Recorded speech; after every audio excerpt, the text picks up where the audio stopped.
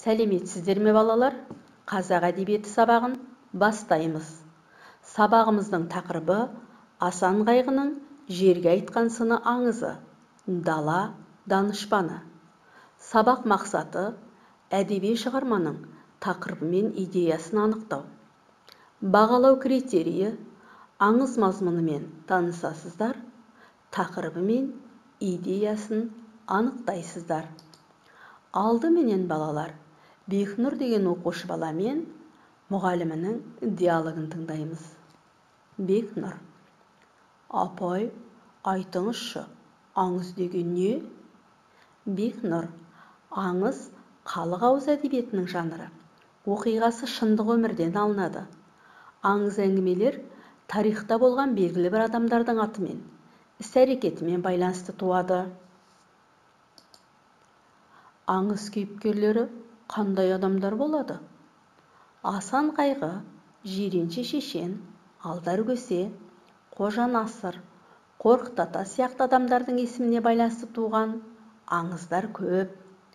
Олардың оқиғасы күнделікті өмірде кездесетін қарапайым сюжетке құрылады. Оларда ертегілердей әсіре қиялдау кездеспейді екен ғой. Дұрыс айтасың, Бекнұр. Аңыздарда елдің, рудың шыққан тегі немесе нақтылы бір жерде өткен оқиғалар айтылады.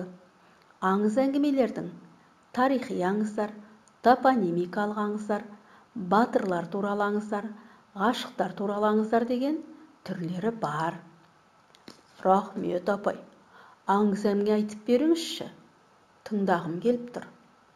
Өте жақсы. Біздің оқулығымызда Асан Қайғының жерге айтқан сыны атты аңыз әңгімесі бар. Кел ендеше, сол аңыздың бейне жазбасын бірге көрейік. Әңгімеде саған түсініксіз сөздер болуы мүмкін. Сондықтан сөздікпен жұмыс жүргіземіз. Ал балалар, сөздікпен жұмысты мұқият тыңдаймыз. Бүгінгі біздің сөздігімізде желмая деген сөз бар. Ол шөлге төзімді, күшті де жүйрік түйе. Жерұйық, мифтік ұғым, жұмақ жер деген мағынаны береді. Шөбі суы мол, табиғаты әсем, адамға да, малға да жайлы қоныс. Ат төбеліндей, аз ғана, шағын деген мағынаны береді. Шідер, аттың аяғына салынатын тұсау. Жихан, дүние жүзі, әлем. Жапан түз, айдала, адам аяғы баспаған жер. Шүйгін, оты суы мол, құнарлы жер. Ал ендеше балалар, біз Асан Қайғының жерге айтқан сыны атты бейне жазбасын бірге тамашалайық.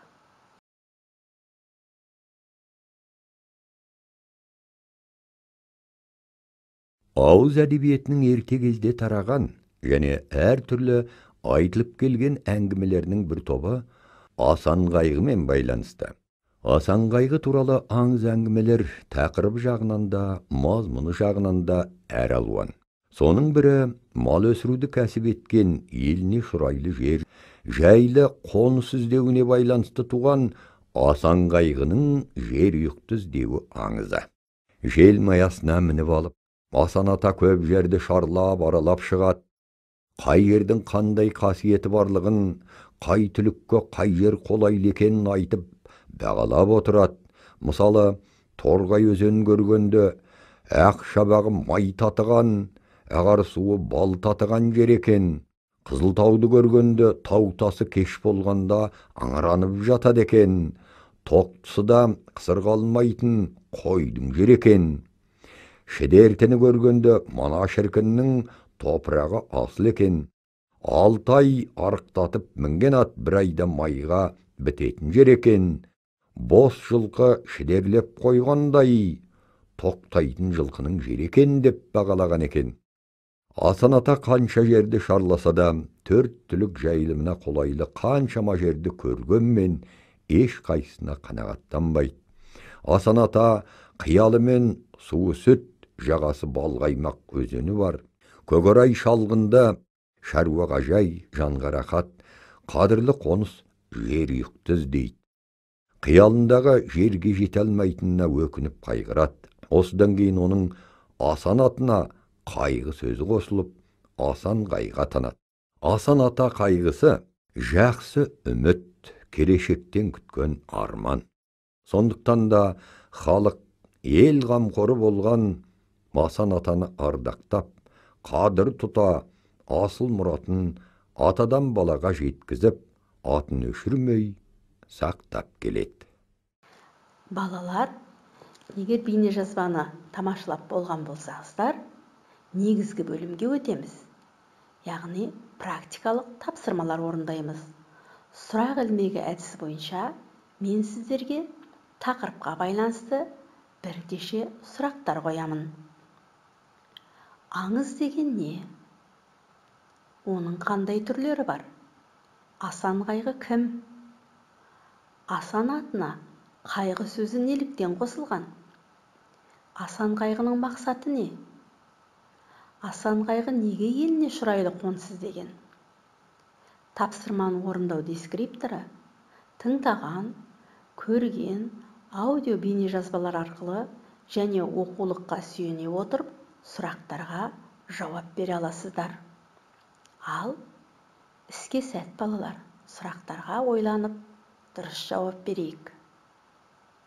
Рахмет балалар, сіздер сұрақтарға жақсы жауап берді деп ойлаймын.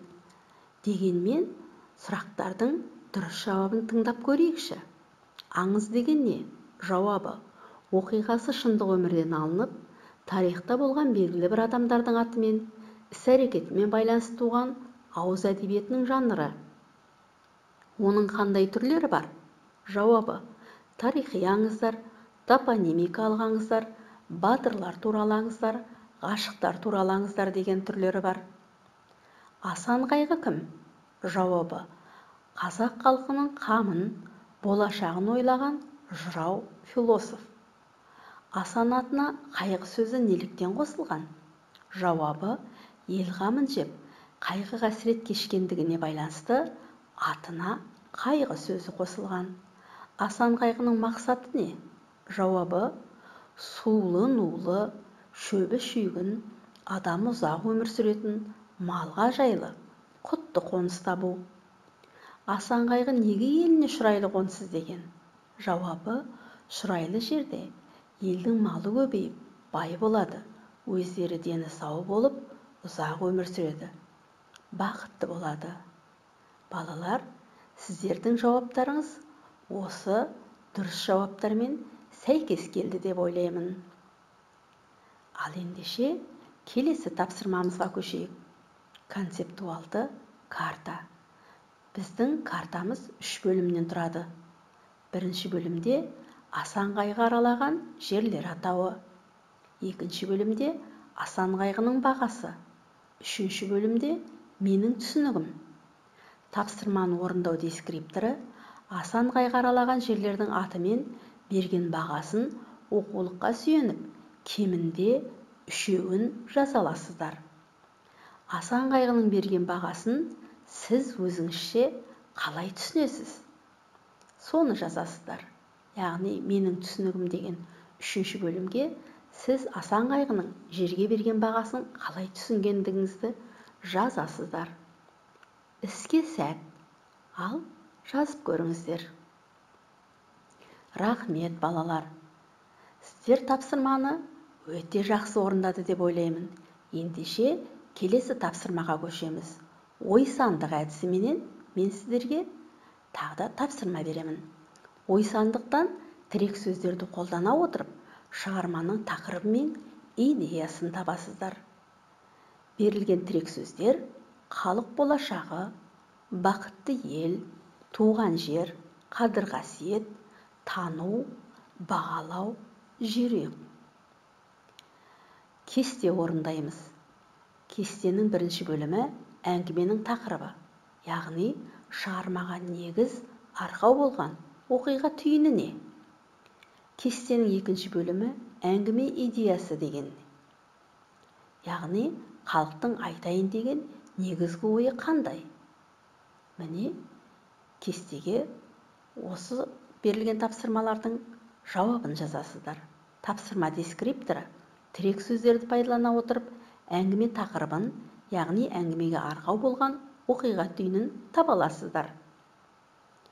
Екінші, тірек сөздер негізінде әңгіме идеясын, яғни халықтың айтайын деген негізгі ойын мақал мәтел арқылы тұжырымдайсыздар. Рахмет, бәрекелді балалар. Сіздер тапсырманы мұқият, өте жақсы деңгейде орындады деп ойлаймын. Ендеше дұрыс жауаппенен таныс болайық.